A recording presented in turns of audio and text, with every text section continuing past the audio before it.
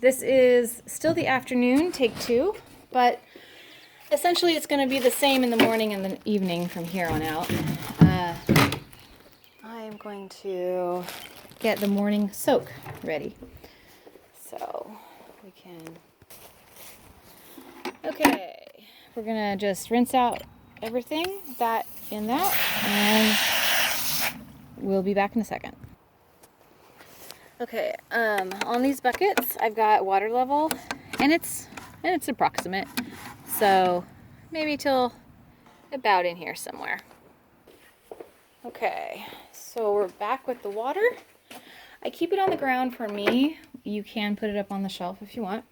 I've also rinsed out my syringe, so then this is when we're going to grab an alfalfa cubes. And I missed. Okay. Alright, so not a whole lot. It's just in the summer he needs water and he likes to have it wet. I found that. And he actually, if you feed him dry grain, he tends to kind of cough and choke. So by having it wet, it just adds it. Okay. So that's it for the horses at night. We've got soaking alfalfa in the morning. Everything's back in order here. This is for the eggs, if you through the chickens. The cats. Okay, so the cats, this is dry food. She can have a scoop in the morning, a scoop at night, or if she still has some from left over, just let her eat that. She doesn't need a whole lot. Gracie's the gray one. Wait, where are you, Gracie? She was here a second ago. Okay. And then I have this as both cats because I have Aardvark is my orange cat, and he really lives on the front porch, but he comes and visits the barn. You've got plenty of utensils if you need them, lots of dishes, and lots of cat food. And if something malfunctions, there's also a can opener, because that sucks. Okay, lately I've been giving her dry food up here and her wet food there, and she can get up and down. She can get all over the barn by climbing. Okay. Oh, there she is. Hi. Yeah. She also, yeah, I don't know what else. Oh, so I think for the dirty dishes, what you want to do, like this is from this morning. No, it wasn't. This one. And so I'll take all this. This is like just dried food she didn't eat. And if you look really close, you'll see these little white things. And gross as that is, those are fly eggs. So I take this and see, this is the poop. Boop. Okay, I'm going to go ahead and just throw all this that's going to go on the manure pile. Hold on. Okay, so then I still have fly eggs in there, so I'm going to go ahead and spray this out so I can reuse the dish tomorrow. And, if the dish needs to soak or something, it's hot out, you've still got food stuck in there, that's fine. I've given you several dishes. This is the Universal Cat Waters, so just kind of keep them fresh and going. Well, you can ignore the eggs because I need to pick those up. But there's a sponge here. Okay, so the cats are fed, the horses are fed, the food is prepped. Chickens. Okay, so we'll go out to the chickens. Okay, chickens put themselves to bed around 7:30 or so. First off, I have a rooster who can be a jerk. So, do not be afraid to use the horse whip. Okay, FYI, and I will introduce you to the chickens. I always check, when I put them to bed, I always check to make sure they're counted for. I've been using this for the pelleted food, and I've been keeping it underneath the overhang because it's been raining. If it's not raining, I don't really care, as long as you put it somewhere they can get it. I have 2 waters. I have a water there, which I'll clean tomorrow, and I have a water there that gets cleaned tomorrow, and then this is their yard. Gracie's going to help us. And so all you have to do at night is lock them in. Ugh. There you go. Lock them in. It's really hard one-handed. And count them. Hi, guys. So this is Tolkien on the bottom. This is Captain Jack. Check out those spurs. Beware of him. Gypsy in the middle, and Goldie, who is the adventurous, inquisitive one.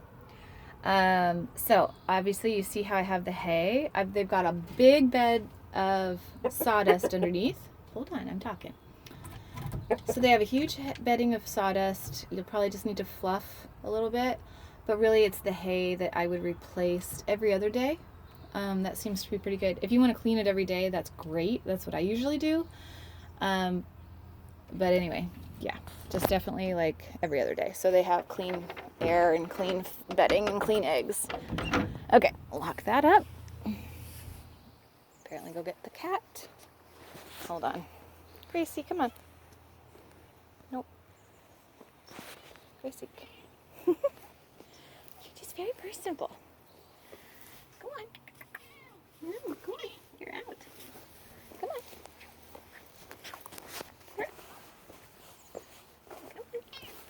Yes, out. Okay. Thank you.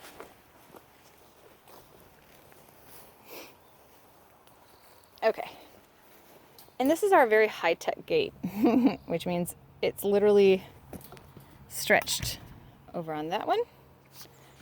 And then on the bottom, you pull it. Where am I going to? Oh, there. Pull it over to that and latched. So, bottom latch, top latch.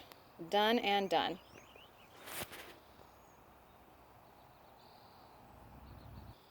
Okay. Oh, and this is Aardvark.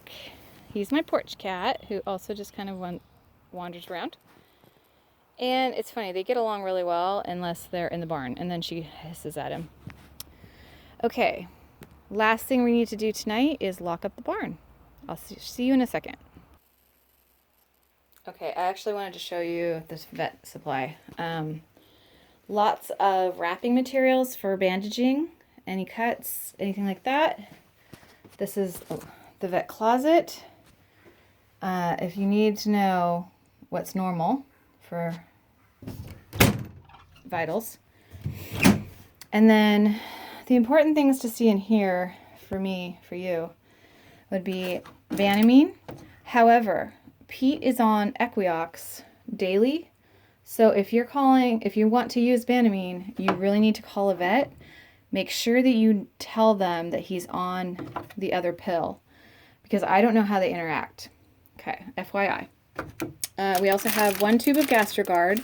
So if we're thinking it's an ulcer or something that he's not pulling out of, this will get you started until you call a vet, and then we'll pick up more Gastrogard if that's needed or something. And they have my top 2 or 3 vets have my credit card on file, and they're aware. Okay, same thing, Butte. This is down here. Same thing, Butte and Butte. This is powdered. This is a tablet. If you do the tablet, you probably want to use a pill crusher, but honestly, just use the powder. More syringes, especially if you're using the powder, and gloves if you need to, and first aid cream if you need to. Nice little triple bag. Band-aids, because for us. There's also a thermometer, a digital thermometer in here, stethoscope. For the most part, Furazone is back there. Iodine for cleaning wounds, more triple antibiotic.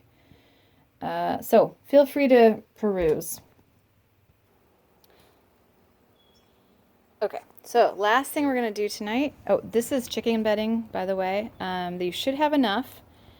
You just refresh it, as needed. A lot of times I can just kind of pick spot where they poop in there, and just replace it with a partial flake. If you need to do a full clean out, go for it. So anyhow, that's chicken bedding. If you run out, which I don't think you will, but if you do after 2 weeks, way out there, let's see, in that, I know, right? In that shed is a couple bales of old hay that is the chicken bedding. Okay. We're closing up at night, so we've got the hay cart ready. I'll put that to the side in a minute. Oh, those are 2 cat carriers. If you need to go to the vet with the cats, grab them and stash them in that. I'm going to close the doors with just a little bit of opening to let the cats go in and out. Yeah, about like that. I'm going to, oh, fire extinguisher, always good. Shut the lights off. Both doors are closed. And that's it. Oh, and this door